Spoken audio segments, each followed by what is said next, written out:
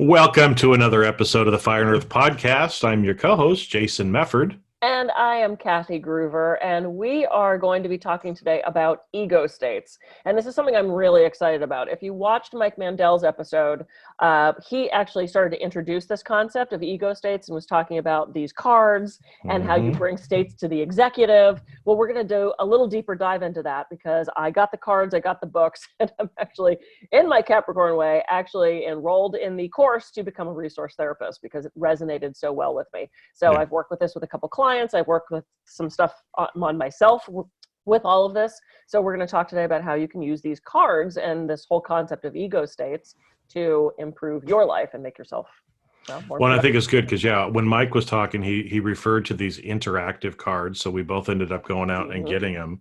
And, beautiful pictures, first off, right?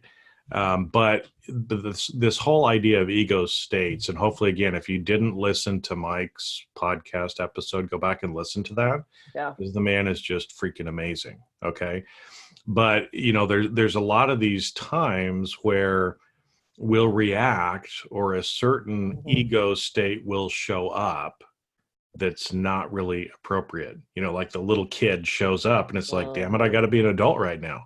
Right. So talking a little bit more, how to actually use this kind of technique or think about it so that we can have more of the right or apropos ego states showing up at the right time so that we're not having these issues in our relationships and in our performance in general. Right. Yeah, and it's really fascinating because I went through these cards and what they recommend, and there's, any number of, just the pictures are great. And what's fabulous about them is there's no words on it.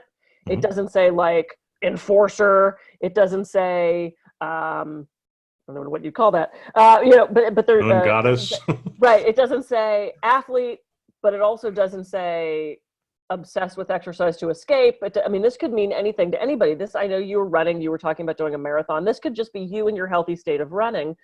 Or I have a client who is doing like 100-mile races. And I have to question, what are you running from? Or what are you running towards? So all of these cards in some way can have a positive or negative aspect to them. It's however you interpret it in that time. And I had pulled cards for myself, and then a friend of mine did it, and cards that I deemed slightly negative or not serving me, she felt were positive in her life. So this is a very customizable thing. So what I recommend getting these cards. I got mine off Amazon. Did you get yours direct from the company that Mike recommended, or do you know where you got I did, yours? but actually it's a Canadian company, and I guess actually the cards are manufactured here in the US. So I paid a little bit more for them and they still shipped them anyway, but you can buy them. We'll try to put a link in the show notes for it if you're interested. Yeah. I think they were, I don't know, 20 or 25 bucks.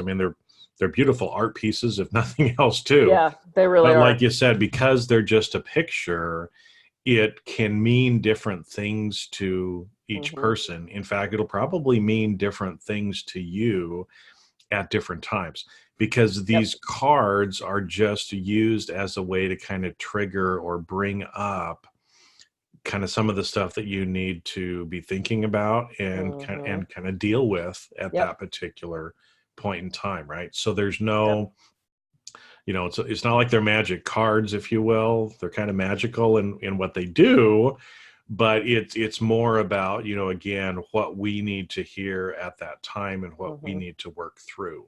It's a tool to help you do that. Absolutely. Absolutely. So I seriously do recommend getting a deck of these cards. It's a $20 investment, and it's really just such an insightful thing. And since here on the Fire and Earth podcast, we are trying to, unlock your potential, this is one of the ways to do that. 20 bucks. Really? Come on, we can do that. It's like, 2 days of coffee from Starbucks. So what I did, and what was recommended through the course that I'm in, and the website that goes along with the cards, is just flip through the cards and just pick what resonates with you. That was the first thing it recommended it do. So if it doesn't jazz you in some way, and you don't even have to know why, because when I did this with a friend, she pulled one of the cards and she goes, I don't know what this card means. I don't have any idea what it is to me, but it appeals to me. I'm like, great. And then I kind of set them out of what are the positive cards and what are the negative cards. And a couple of the negative cards, things like that, Mhm. I was horribly bullied as a child, and we were talking about this online. So there are still times that this little humiliated kid comes out in me. And then the scared kid of am I going to get yelled at? Did I do something wrong? As a kid, I was always afraid of doing something wrong. Even if I hadn't done anything wrong before, like if the principal would walk into the room, my first thought was, did I do something wrong? Still to this day, how many of you, if there's a cop following you, Oh yeah. you could be doing the speed limit. You wonder if you did something wrong. Okay, so that's one of my little hurt kids, and then there's the little abandoned kid because I lost a parent young. So, these are some of the negative or the hurt personality types in me. Now, then we get something like that. That's my inner superhero, that if that little kid comes up, I can call on my inner superhero to help. Or the nurturing mother. I'm not a mother, but I certainly have the ability to nurture myself and nurture those people around me. So once you pick those cards that resonate with you, what I did is I picked ones that I deemed positive and negative.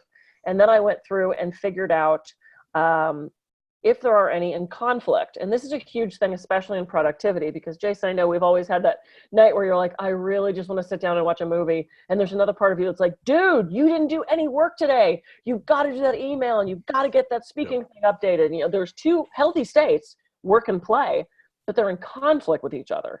So what do we do about that? At this point, that's when you have to kind of negotiate between those two states and realize they both have purpose, they both have value. And one of the things when we're actually doing therapy with this is we name the states. Well, so let's kind of take that a little bit deeper, because again, I mean, that's something you felt, I felt, Mm-hmm. I'm sure pretty much everybody listening at some point in our life, we Mm-hmm. felt that way, Yep. right? Where it's like, I'm just done. I'm so tired. I don't feel like doing that, but maybe you've made a commitment to yourself, right? Mm-hmm. Or to somebody else that you're going to have something done by a certain time. Now, Yep. sometimes those are kind of false deadlines or self-imposed deadlines that are not really that important, because Mm-hmm. I know I find myself expecting that I can get way more done any given day or any given week than I actually get done. Mm-hmm. So part of it's I need to have a little bit more grace with myself and realize that, like you said, hey, if that website doesn't go up for another month, it's not that big a deal, Right. right? It'll be okay. Right. So, so I was going to say, so when we get in this kind of situation, how do we then start looking at or kind of thinking about these two states that are kind of in conflict, Mm-hmm. and start kind of, consciously working our way through this to try to figure out why are we reacting this way, and what should we do about it? Yeah. So if you have two healthy states in conflict, so if you've got the work state that is like, come on, you have to get this stuff done, my inner Capricorn, which I'm glad she's there. She keeps me on task. Yep. Inner Capricorn is fabulous. However, I also have these states that want to play, that want to go to dance class, that want to go do trapeze, that want to sit down and just read, or want to veg out with a glass of wine on the TV. You have to recognize that both those states have value. Those are two healthy states. We have to work, we have to rest. And as you and I have talked about, it's just as important to decentrate as it is to concentrate. Mhm. So can you negotiate that? Now, if someone came to my office, because I actually did this yesterday with a woman, we sat the two states down. I addressed the states by name. Work, do you understand? What do you need? Well, we have to get stuff done because we have to keep our clients, because we have to make money. Great, that's a value. What do you think about play? Oh, well, play is lazy and play doesn't want to have anything. Play keeps me from doing my work. Okay. Play, did you hear what work just said? Yeah, what work doesn't understand is if we don't have time to play, I'm not going to be as productive. So if we can work out that maybe for an hour a day, I get to play and rest, then work is going to be more productive. Then you go back, work, how do you feel about that? Yeah, I understand what she's saying, and I think that's something we could work out. You give them a name and you negotiate that. Now, you kind of need another person to do that because I've actually... Well, or you end up talking to yourself, right? I mean, I've heard that like with self-coaching, right? Oh, yeah, Is it's like playing chess by yourself, right? exactly. You move chairs or do And you whatever you need actually to move do, chairs. but you actually move. Yep, Put two chairs down, and you talk from the yep, one person. Then you move over to the other chair. You talk from the other person. So yep. as you were doing that with this client, were you kind of leaning that direction as far as saying what they were saying, or she was actually then saying, You know, Oh no, okay, she now was. talk from work. Work, you just heard what play said. Yep. Work, how would you respond to what Mhm. play said? So you're just kind of facilitating Exactly. that discussion between the two ego states. Yep. Exactly. And that's what a resource therapist does, is they will facilitate that conversation. And also though, when you recognize that you have these states, so finding those two states in conflict and finding a resolution for that, that's probably one of the easier things to do, because those are healthy states. You have to have work, you have to have play. However, one of the things I realized is when I get too inner Capricorn, when my very like working, teaching, when that state gets out of hand, it leads to, oh, now we're getting a little more strict. Uh-oh, now we're forgetting people have emotions and we're so locked in work. Uh-oh, now we're ignoring everything around us and we've gotten into a work state where I'm just lost in that hamster wheel. And there's actually a hamster wheel card too, work state. And I can see the cards progress from this positive thing to this negative thing. And we talked about that too, where it's like, this girl handles everything. I get everything done. My to-do list is fixed until one thing goes awry, and then this happens. And I go crazy for a second. Mm-hmm. And that anxiety comes over. So how do you stop that? And I think that's, the negotiating between two states, I think we probably can do a little easier. It's that what happens when a state goes so off the rails, it becomes so negative. And that's sometimes a little harder to rein in, and you might need help with that one. Either a friend or a colleague or somebody that can be like, dude, you're crazy Capricorn's out, Well, because we've already kind of progressed through those different states, right? As far as feeling to where we are, and if we can catch ourselves maybe sooner. I mean, I love that example of where you're saying, okay, here's the serious work person, but if I focus too much on that, then I become this person and this person and this person and this person, until all of a sudden, like you said, I'm ignoring everybody. Yep. Work is the only thing that's important.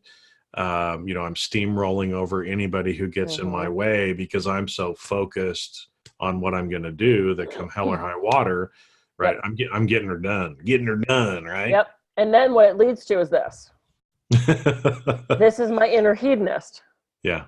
Who will then go, fuck it all, and I'll sit on the couch and I will justify an entire night of wine because I deserve it, because I worked so hard. So this can be fun. This is the let's go party, let's have a beach party, and let's have a house party. But this can also be the wake up the next morning completely hungover with drug paraphernalia all around you. Not me. But people do that. They take themselves to an extreme, and then they have to respond in that extreme rather than taking that, let me just read for 15 minutes.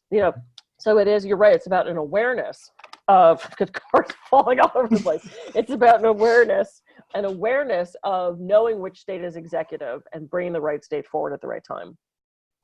Yeah, so maybe let's just touch on that again, because Mike did talk about that. But for those maybe that haven't heard it already, because I mean, effectively in this, resource therapy kind of idea is that there, and this goes back to a lot of other things as well, right? That we are an age that we are, but we are a makeup of all of the ages and experiences that we have been before. So we carry all of that stuff with us.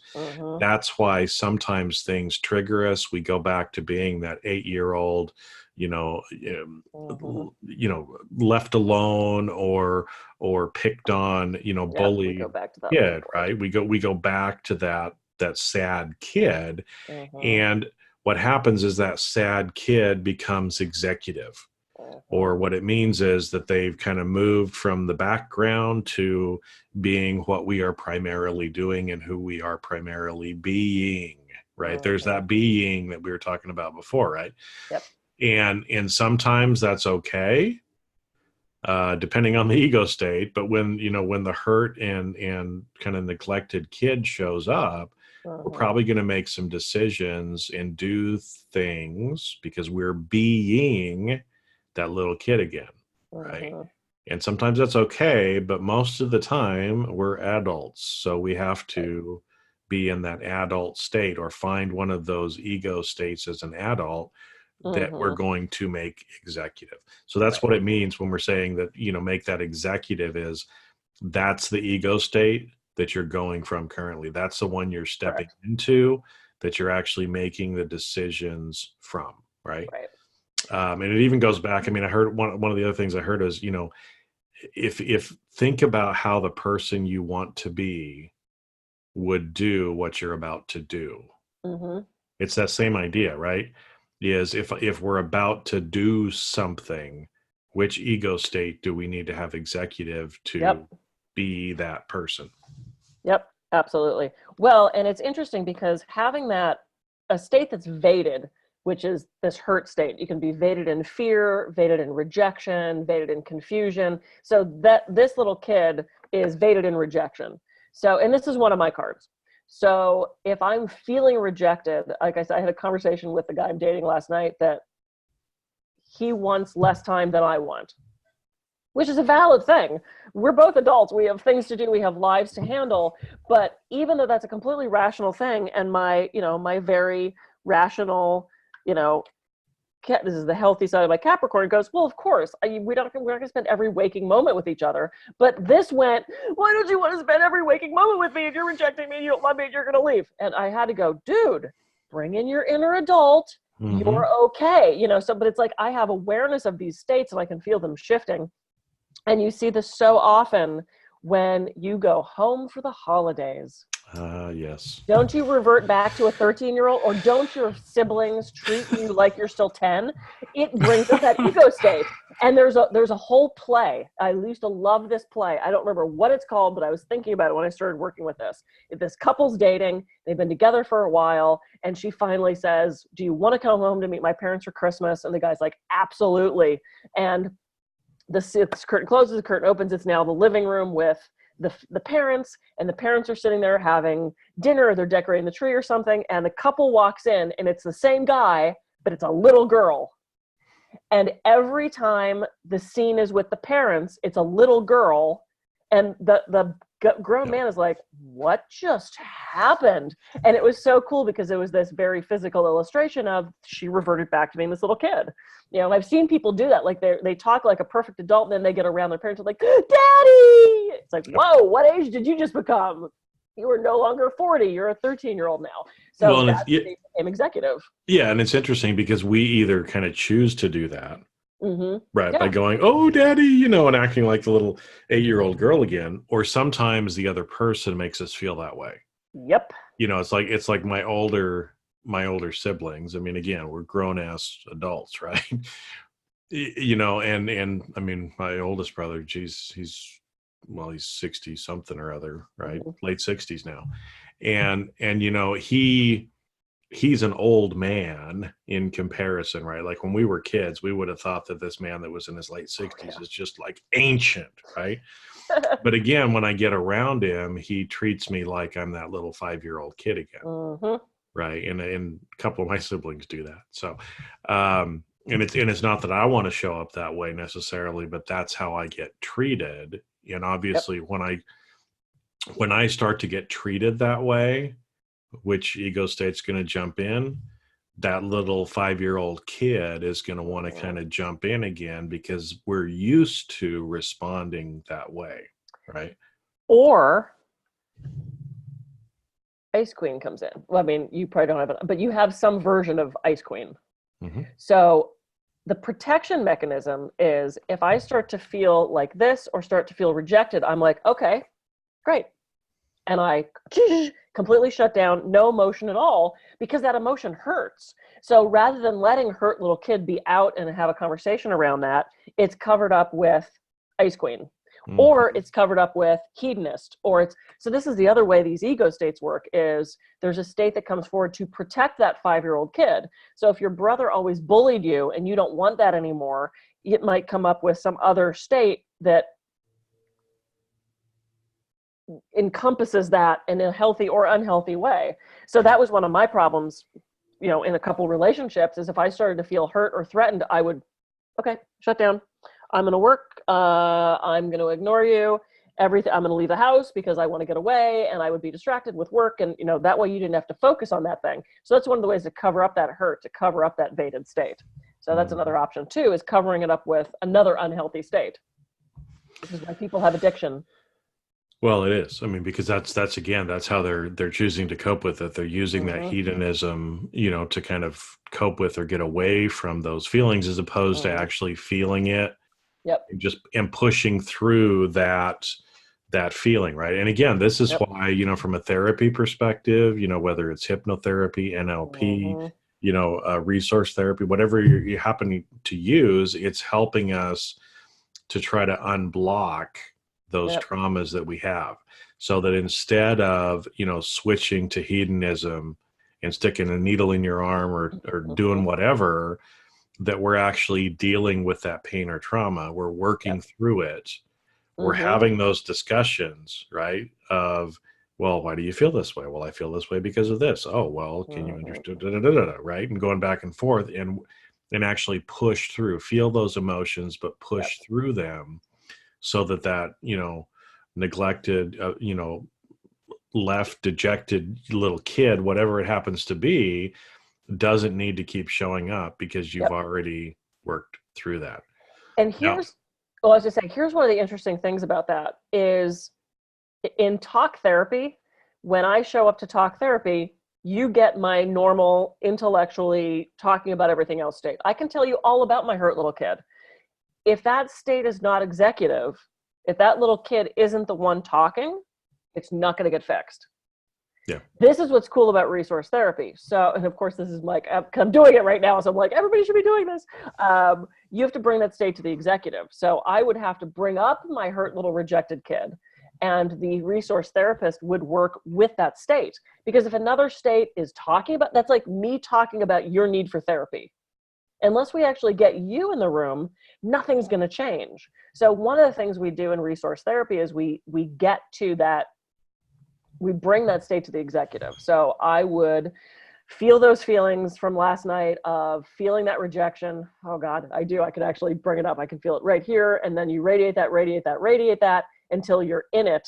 And then you look back and go, okay, so dip your feet in that feeling. How old are those feet? And it typically takes you back to childhood. And you're like, oh, they're kind of 8 years old. Or are you inside or outside? Oh, I'm inside. Well, are you by yourself or with other people? Well, my mom is there and she said she doesn't have time to play with me, or whatever it is. And then you can heal that from back there, and then you don't need to cover it up. And then you also want to bring the state forward that's been protecting them. Hey, Jester, I know you've been protecting that little kid with humor, and you were the class clown, and you get very Chandler from Friends, covering up emotions with humor, or you can cover up emotions with food. Where is Mike's happy pig? I love that card. yeah. But then you want to, there it is, happy pig. Mm-hmm. Let's eat our emotions, feed our feelings, that kind of thing. But you do want to thank that state for helping. And then you give them a new job Yeah. because they serve a purpose. So, I mean, this is why I love this, because it actually gets to the root of the problem and solves these issues. Well, and that's why, because some of the things that I've gone through, personally with that, like that, where you get that ego state to kind of show back up, Mm-hmm. whether it's hypno, NLP, whatever it Yep. happens to be, right? And that feeling, or that release that kind of happens, right? I mean, I remember one of the sessions that I was going through, and it was about, I was probably, I must have been 8, maybe Mm-hmm. 9 years old, right? Mm-hmm. And again, kind of talking to that little kid, and that whole idea of, 9-year-old Jason, you know is that really what it means? No. Do you have to keep feeling that way? Mm-hmm. No. Right. And just this kind of release that ends up happening, that it's kind of weird, but it Mm-hmm. actually happens, Yep. right? Like that, where, and maybe it takes more than one time. Sometimes, boom, first time you're done. Yeah. It depends on kind of how deep seated or weighted some of these traumas actually are, Absolutely. right? But one of the things that you brought up, and even in your example right there, when you were thinking back to your discussion last night, Mm-hmm. you started to feel it, right? Yeah.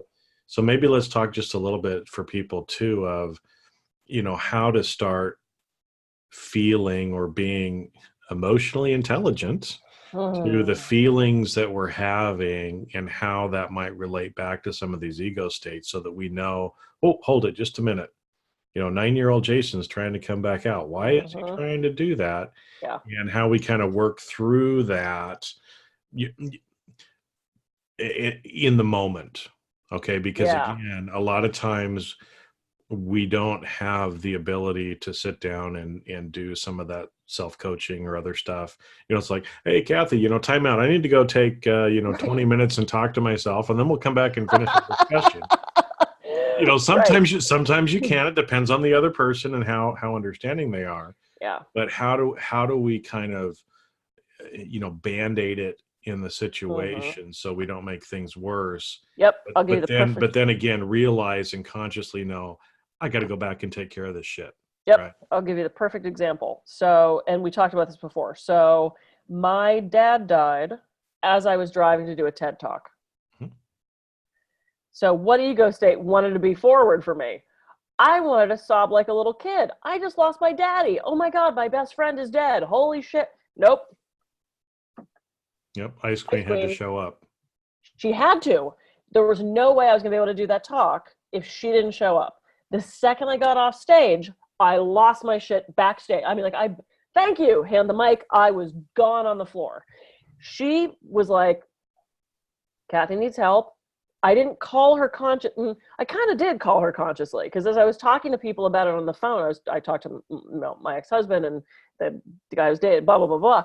I was very specific of, okay, I just need to power through this, and I can't think about that. I was very unconsciously, but consciously calling forward Capricorn Ice Queen to handle this situation for me.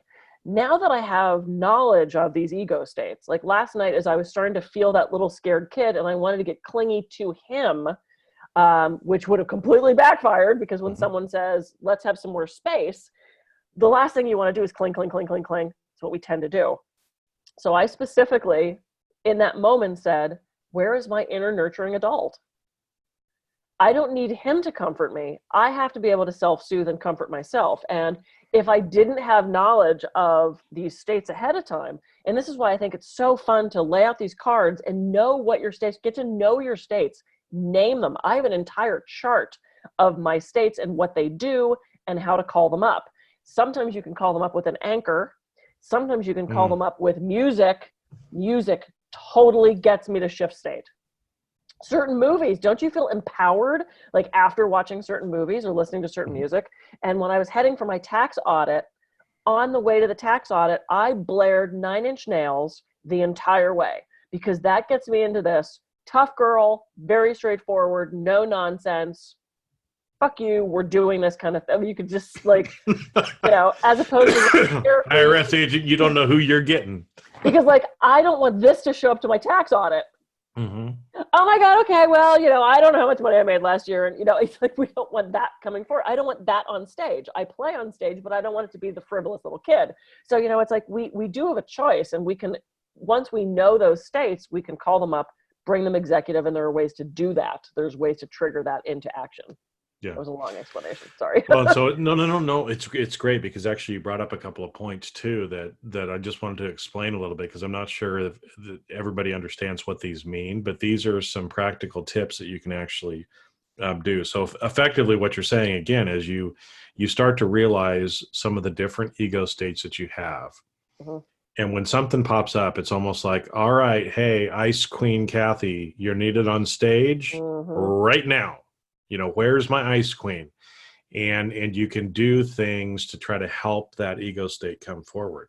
You talked about anchoring. Anchoring, again, it's doing certain things that anchor you in a feeling. It can be, holding, 2 fingers together. It can be closing your eyes and saying a word. It can be doing a motion like, yes, it can be putting on a hat, or, doing something that reminds you of, hey, this is what Ice Queen Kathy does, right? And it helps call her out at the time that she's needed. And then again, as we do that, it's like, it's almost like we're the director of our life, if you want to think about this, right? And you've got all of these different actors that can come out on the stage, and you need to help decide which one needs to show up at which point. Yep. But then make a note to yourself, right? Again, like you did, Kathy, it was, my dad just died. Holy shit. I've got this, I'm on my way to the speech. Ice Queen, you got to show up, but note to self, as soon as I no longer need Ice Queen, I got to go back and actually deal with and have the ego show up that I need to deal with this issue in my life right now. Yep, to have those emotions. And that is, something we do. We stuff emotions with food, with drugs, with work, with, we do at some point have to process those emotions. And yeah, it's fascinating. So I had a point. I don't know. It's gone. That ego state left. The ego state left. Come back. Yeah, maybe. Well, and I think what's interesting too, I've actually noticed, one of the guys that I listen to a lot of his podcasts and stuff, he will, just like that, when here's kind of another way of anchor or help to tap your subconscious a little bit, is when he's trying to explain something and he can't remember, he'll actually ask himself a question. And it's interesting because I've watched this kind of from the sidelines, and I don't know if he's consciously doing it or not, but I'm seeing where, like that, it's like, oh, I had a point. And then he'd say, what was that point that I had? Or, some kind of a thing like that. And then all of a sudden it's like, boom, the answer comes in. That asking ourselves questions, and this goes back to, I can't remember the guy that wrote the book on affirmations, where instead of, I don't know if you heard that, but instead of having affirmations as a statement, he sets them as a question. Oh, interesting. Right. So that you're asking yourself questions, because when you ask yourself a question, your subconscious wants to give you an answer. Yes. And so, again, it's like, saying, where is my Ice Queen? Where is my, fun-loving jester? Kind of a thing can even help them kind of come back out. So anyway, that was a little side thing just because of that. Well, and I think we've also had the experience where we're like, yes, I totally want to go to this event and I will totally do that thing for you. And then we get home and we're like, why the fuck did I agree to do that? Oh my God, I totally don't want to do that thing. I mean, or it's like, yeah, let's go out on that date. We're going to have fun. I think that's why we're going to go into weird waters here. I think that's why there's that bravado in the bar of you pick up that guy and you're like, I'm totally going to sleep with him. And then you actually get in the moment. You're like, I don't know that you switched ego states. You suddenly either a fearful one comes up or that bravado tough girl. Yeah, let's go do that thing. And then you go, oh shit, I didn't want to. I think that's one of the issues. So the ego state that said, yeah, let's totally go do that thing, isn't there anymore. It's been overtaken by the rational one or the sober one or the whatever. And I think that's, one of the problems. I think we also fall in love with certain ego states. I have a friend who's a magician and women love him until he's not on stage anymore. They fall in love with his performance ego state, this sort of arrogant, sort of like, it's kind of a dick on stage, but there's something sexy about that. And then they actually go to dinner with him, and he has had several people say to him, I think I kind of like your performer better than you. It's like, oh, ow, and then of course, little kid is like, but it's true. He's having so much trouble meeting women because they see him as this very cocky, very confident person, which isn't who he is. That's his ego state on stage.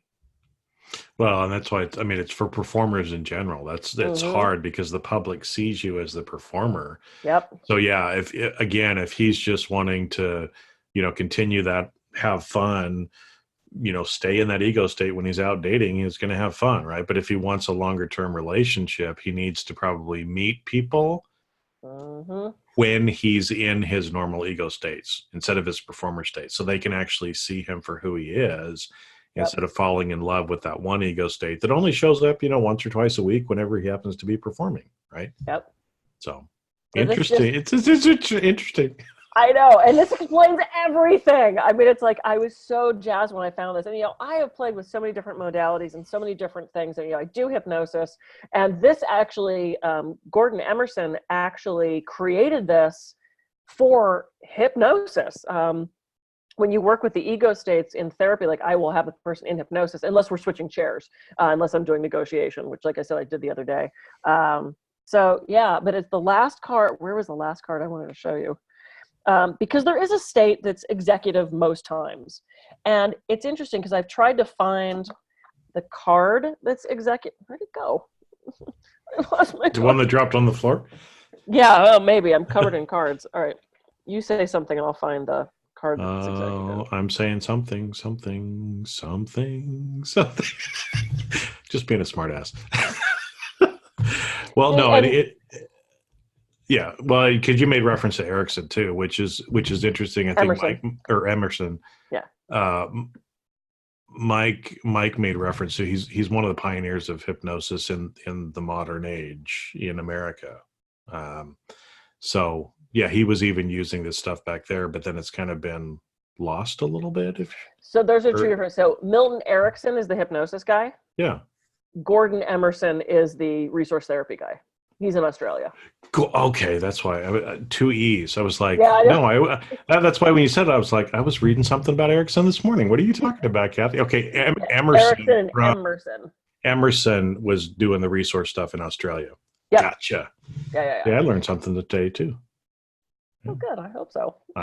I learned lots of stuff today. But see that's what I was gonna say is what's fun about you and I is we can do like this professional thing, but we can also let our little kids out and just like tease each other and play. And I think that's what was appealing to each other when we met at the NSA meeting is we could see that there was that we sparked our little kids in each other. And I love that. So we all have an ego state that's just sort of our default ego state that's around all the time. This is mine. I love this card. And as I was searching for like a human that represented who I was all the time, I realized there wasn't one. This is what it is. It's this balance. It's the balance of reaching for the sky and being grounded in the earth. And my normal waking state, this is just sort of who I am until one of the others comes forward. And they're not always, like I said, they're not always positive-ish. They all have a purpose, though. All of our ego states serve a purpose. They all serve a purpose. Yep. Unless they're evaded and stuffed down, and then there's a state protecting them that's serving a purpose. So it's such a cool thing, and I've been having so much fun with this, and I've already helped 3 or 4 people with it in just the short amount of time I've been playing with it. So yeah, and myself, I have such deeper insight into myself, and so I know what to call forward when, which is awesome. Well, and my nerdy ego state is taking over, and I've been taking all kinds of notes too. So it's because I bought the deck of cards, but I haven't really used them per se. I've flipped through them a few times, but yeah, now I've got a lot better idea of how I can actually go back and try to start using it or thinking about it. Yep. Because again, for me, I'm trying to be and show up right as that future self or that person that I want to be, that I want to share with the world, that's going to make an impact and a difference in the world. And I need to have that ego state show up more and more. And so when, like you said, when we notice that these other ones are kind of creeping in, it's like, okay, sometimes that's okay, but that to still go with that, but we need to try to be that other person as much of the time as we can be.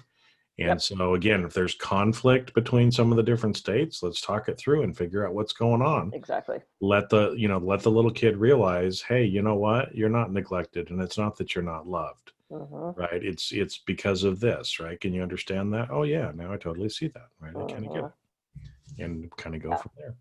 Yeah. So flip through the cards, see which ones resonate with you. You don't even need to know why it resonates with you. Pull those out. And then kind of start looking at, what are my positive ones? What are the ones that maybe need a little bit more work, maybe are hurt ones that I'm going to have to counsel a little bit, see which ones are in conflict. Again, it's typically that work play. And then see what leads to what. And like I said, I have a progression of very focused on work, and then, oh my God, I'm critic. And then, you can chart that progression, and it tends to get less healthy as it gets down the line. And then what balance you have to find in that. And it's just all about self-awareness. And then being able to call a certain ego state forward. And I'm the same as Mike. He talked about he has his lecture self, he has the librarian, which feeds him facts, and he has the jester, which does his job. I have the exact same thing. I have my lecture Kathy, I have Capricorn that feeds me information, and I have the comedian next to me who notes funny things and throws out funny lines. And I have to make sure the right one's there all the time, because Yep. sometimes the humor can, you walk off stage and you have that ego boost, and then the humor comes out and people are like, why is she saying that? Or whatever. Yep. Anyway, so, but yeah, there's so many great ways to use this stuff. So So go out, get a pack of the cards, and just start playing with it and see, like you said, I mean, we've seen some benefits from it. Kathy's already had some clients that have gotten a lot of benefit from it. And it's more just that awareness. Mm-hmm. The more aware we are about what we're feeling and why we're feeling that way, the easier we can actually work through this stuff and not have it, continue to hold us down. Because if you're going to unlock your potential, you got to work through some of the shit in your life. I mean, that's just a fact. Yeah. If not, you're going to stay stuck where you are. You just have to have the courage to actually do it, even if it's a little bit different, even if it feels a little uncomfortable, because you know what? If you want a better, different life, it's going to feel uncomfortable because it's not what you're used to. Yep. And you just got to get used to that. So absolutely. Yay. So go Yay. forth, figure out what ego state you have executive, what you want to be executive. And again, it comes down to knowing what you want, and then who you are can come forward and help you with that. So, this has been a fun show. Yay. All right. I got cards all over my desk now. Capricorn would like to clean that up. Okay. All right. There we go. Excellent. I'm Kathy Groover. I can be reached at kathygruver.com. And I'm Jason Mefford. I can be reached at jasonmefford.com. And we'll see you on a future episode of the Fire and Earth podcast. See ya. See ya.